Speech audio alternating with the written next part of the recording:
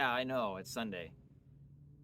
And, well, I guess you're right. I did promise a weekly episode. But we did all four. Ah, studio walkthrough. You're right. Well, it's pretty cold out here, so why don't you come on inside?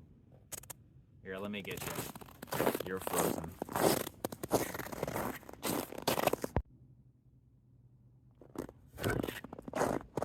How long you been out here? That long, huh? Stop tripping. Get inside. Warm up.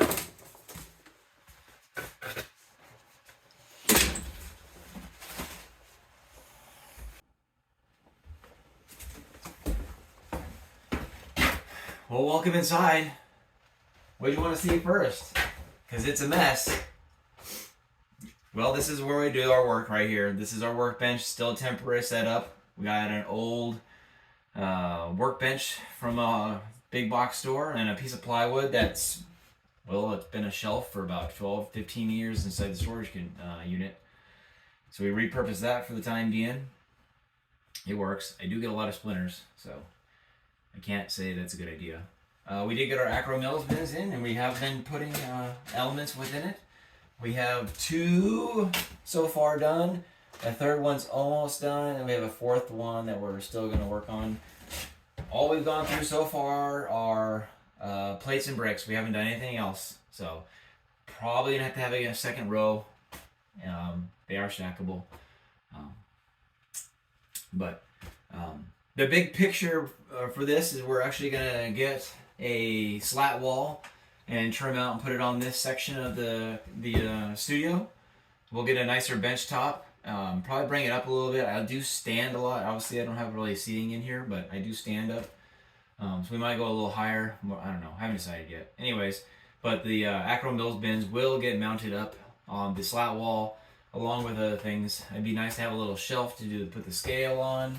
I use the scale for weighing out lots. It's a lot easier to weigh 1,000 bricks than it is to count 1,000 bricks. And if you know each brick weighs 0.2 or 1.2 or 3.8 grams, you can do the math pretty easy. It's not that accurate, but I'm not really in the need of accuracy. It's just a bunch of Lego. But yeah, that's the plan for this one. I don't know when we'll get around to that, but for now, this is what's working. Once it's filled up, we'll have to get some more. Pretty much they're all set up. And then this is just a cluster over here. This is going to be kind of a work area. I haven't really decided yet. Might do a mirror of this side over here, but a little bit smaller. I do have this Husky workbench. They do make a bigger one for over here. I thought about buying it. It's a really nice top. This was $149 on clearance sale type situation. I think it's $199 regular, maybe $249 now. This one over here is like $499 or $500, somewhere in there. Or I guess that's the same, like $549. I don't know, but I do like it. They're a lot durable.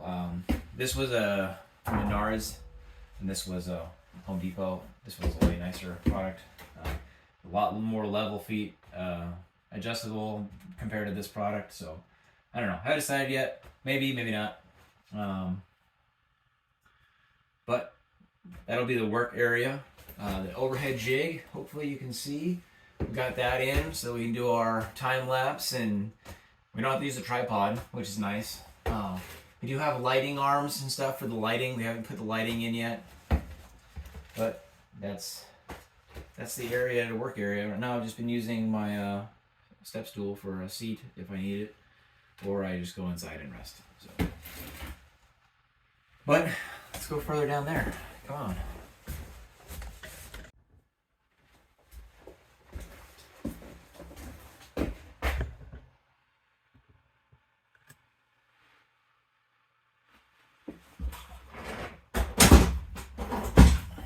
God, you're in the way. Downsides of a small studio, right? Alright, well, so you guys have seen this portion before. Eventually it's going to be for a model railroad. I haven't decided if I'm going to keep it around. That's why I haven't really done anything with it yet. I do have the paint and stuff to do, but it really works great right now for a large shelf. As I do all this organizing and going through this stuff. So for the time being, I think that's what it's going to do. Eventually, the shelves and stuff will get all filled in, and get some of these totes out of here. That'll be great. But for now, it's really just a catch-all as a shelf. So my personal experience as working as I have for many years, any horizontal surface is going to get filled with something. So right now, that's what it got filled with. But aside from that, some of the things we have going on, this stack, I don't know if you can see that.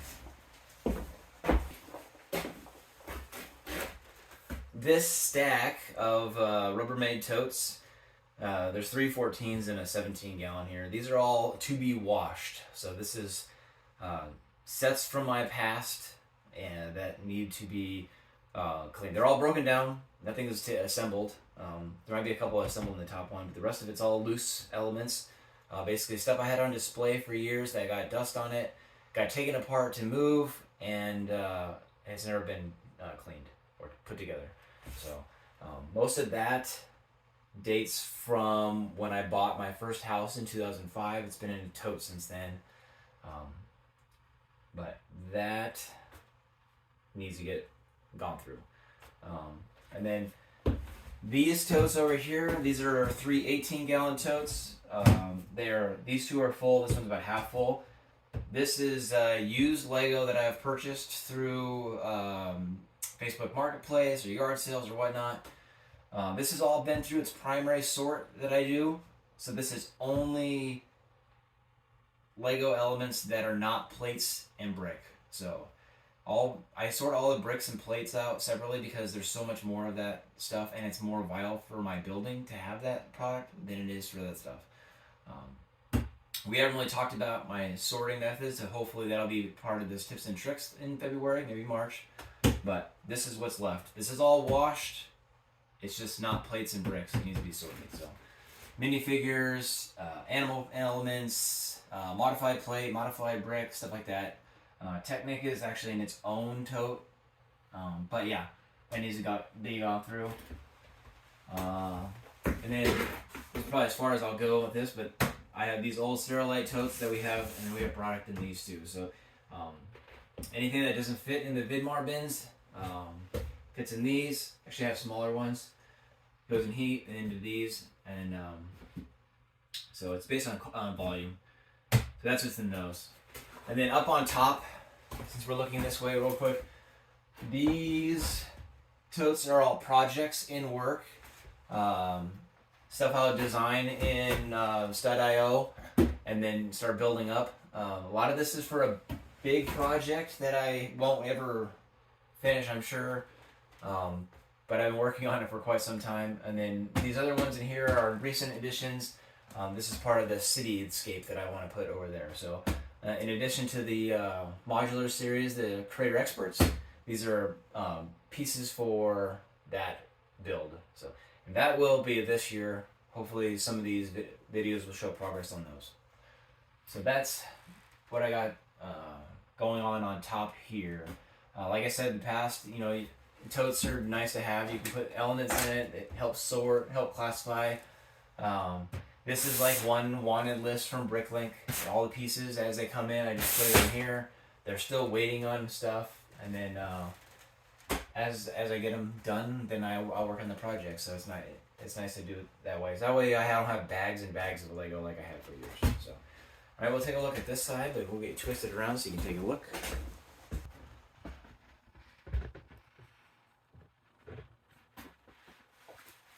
All right, not much over here, but this is our stack for unboxing for the year. Stuff does come in, hopefully less this year, then we'll get unboxed. So there's a couple on order that happens. I do have a big order for parts from Lego Direct. Not everything on Bricklink's cheaper. Sometimes it's cheaper from Lego Direct, and there's not a size or not a lot limit per se. On Bricklink, it's a secondary market, so if somebody only has 50 of them, you can only buy 50 of them. Whereas if I need 150 or 300 in some cases, if I had to pay 2 cents more getting from Lego, it's nice to only buy them from one place and have one shipping, and it's free shipping on orders that are over certain value, right? Other than that, some of these totes you really can't see very well, but these are my larger sorts. Right now, these are plates. They have to be put into the Vidmar. So most of these are just already bagged, but they have they just got to get put away. So these are like the big ones, and then down here on these ones, these are bags. Like this is just 2x4 green plates. So there's 2 of those in there. That's way too big for any one tote in Vidmar. You'll see in a second, and I didn't have any of these empty at the time, so I kept them in the gallon bags. So come on down this way, we'll take a look. Alright, so for the last couple weeks last week really, we've been working on trying to get stuff from the Rubbermaid totes, bricks and plates put away into the Vidmar. And what started as a great plan of keeping bricks in one and plates in the other one really is just going out the window. Right now, that's the kind of the way it's set up, but I made the realization that it's just, overall, it's not going to be the best concept to stick with. I am bringing in another Vidmar, like I mentioned, which actually has all deep drawers like this one. So that's even worse situation than what I already have now. So let me explain. What I decided to do was dedicate a fixed size of bin per drawer. That basically gives a volume of known volume to work with. So for like this drawer, there's 15, and these are about half gallon each. And then you go down a drawer, and there's 12 bins in here. So if I dedicate, or I decide that each drawer has a standard configuration, it's easier for me to sort the product into it as far as volume of product. And by all means, that's not going to be static. What by that I mean that right now these 1x2 sand red bricks are in this bin. If I use some of these, or if I gain more, they may move up a drawer or down a drawer. So I have to be flexible with that, which is why I decided to stick to a given volume space, so that when that product, that element exceeds or becomes less than half or something, it can just move to another one. So I had to be flexible in that case, which overall makes it a little more difficult because I have other, drawers that are shallower over here, but then I end up with a lot more space. So on these shallow drawers, they're only 2 inches deep. These top 6, these middle 4 are 2.5 inches deep, and then they go back down to 3 inches down here.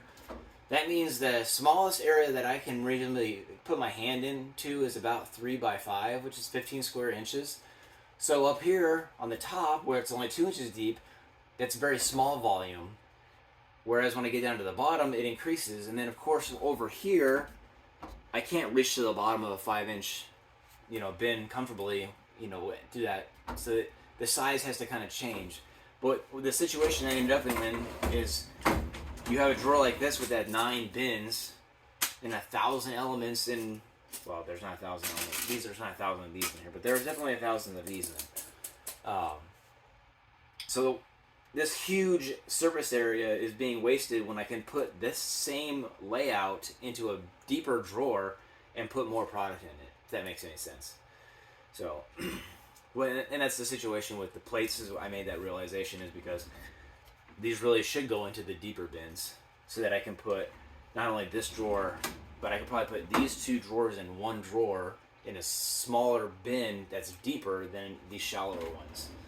And then that means I can use the shallower ones because I can put more bins in them for smaller lots. So not every element I have in the collection has the same volume of space it requires. So that allows more flexibility. So I've started, some of these I've moved to bricks. So there's bricks in here because they're too small for that shallow drawer there, but they're too big for the Acro Mills bins. So So that's just been a work in progress I've had to establish. So, and you'll see as that goes along how it changes. Alright, we reached the end of the container, and we went through the Vidmar. We talked about what we're going to do with that. We're going to bring the other one on. We still have these other two. These are 4-drawer units, and then we have the door unit. That will probably always stay for sets, but it could, I don't know, we could change. We'll see. But right now, it's completely full of Star Wars sets that are unopened. And then most of these drawers are, however, we did start going to the top here. So we have all these road plates or base plates, you know, with the decorations and such. They're kind of stored in here, you know, different colors and different configurations. And they're all, you know, got Wild West stuff and Islander stuff, and then, you know, Ice Planet stuff, and I think this is a Blacktron one. Royal Knights, you know, Aqua stuff from the 90s. So I keep all that stuff. It's been in a tote. I want to get rid of the tote, so we put them in here, and this works pretty good. So the other Vidmar we're bringing in has all it's all 5-inch drawers, one 7-inch drawer, and then 11-inch drawer. So all of these will probably go to that, and then hopefully this one will become all these bins. So I built these bins. They're just regular plywood, sanded, and they hold about 7 gallons of product, and they fit pretty good in here. But right now, this is just loose brick. So we got, you know, some of the larger quantity stuff, you know, are in here, and hopefully that will, you know, because we had 2 of those bags. I don't know if I can probably make smaller ones. Right now I did 4, and I knew I'd need 4. I probably will build 4 more this size, but I could probably build like maybe 9. I don't know. I gotta figure out how big I want to make them.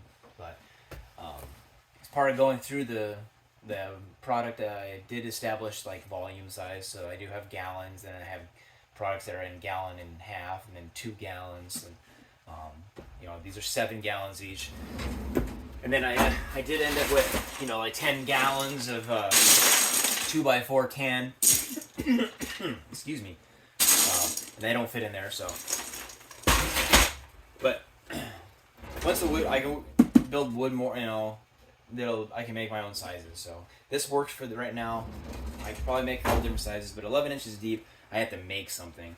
I could 3D print something. I don't have a 3D printer yet, but that's also a big 3D print. You know, 3D printing for these drawers is probably easy. Those is probably bad. So that's the plan for these. You know, they may end up just sets that are not on display might go in there. I haven't really figured out yet. Right now, once we get all these totes, and I'm still using them, some of these are still getting used. We still have product in here that needs to be stored away. You know, this is all new product. I'll probably end up using this for that project because I don't need to see it. They are 1x14 Technic bricks, and I like 1x16s better. But you know what? If you have it, you have it. But once we get all the totes off of the shelf, so the sets can go on the shelf, then we can start our city up here. And then I'm sure that's kind of something that you as a viewer would like to see as things that change, you know. Right now this is just kind of a mess, but once you can see a goal and start seeing that stuff come around, you know, you might want to stick around and see what's going on. So hopefully we can start that this year like we talked about. For now, this is just going to be a big bench. You know, we have other products up here. These are projects. You know, Green Grocer second floor, Fire Brigade second floor, Grand Emporium second floor. You know, this is the Millennium Falcon. This was an airport. This one's the Futuron monorail. So once that kind of figure out here, this is Market Street. Once that stuff kind of gets put away and figure out where it's going, or it's built on display, you know, we'll free up some space. But once we can get the sets off the shelf, we'll be in a different situation. So that's kind of the goal right now, is to get all of this put somewhere. And really, I only need 2 for now. So it'd be like year 1, I want to do a 30x60, and then maybe next year we'll do another one. it'll be another 30 by 60, and then like I said, we do another Vidmar, so then another year 3 will be 30 by 60, and we might not even be in the studio then. So we'll see. But for now, that's what we got. End of the studio. Hopefully you saw everything you needed. Hopefully you enjoyed the tour. I know it's a mess right now, but everybody has a mess. If this was perfect, you know, it'd be a false representation of Lego builders, because most of our studios are always eclectic and disasters, because that's what it is. And we clean up, put it on video, and you're like, oh, it's so nice there. But, you know, while you weren't on camera, it was a disaster. So here's a disaster in the works. You can kind of see and watch how we go through this and figure it out. Hopefully you can relate. So, well, but thanks for stopping by. I hope you don't freeze on your way out. And as always, happy building.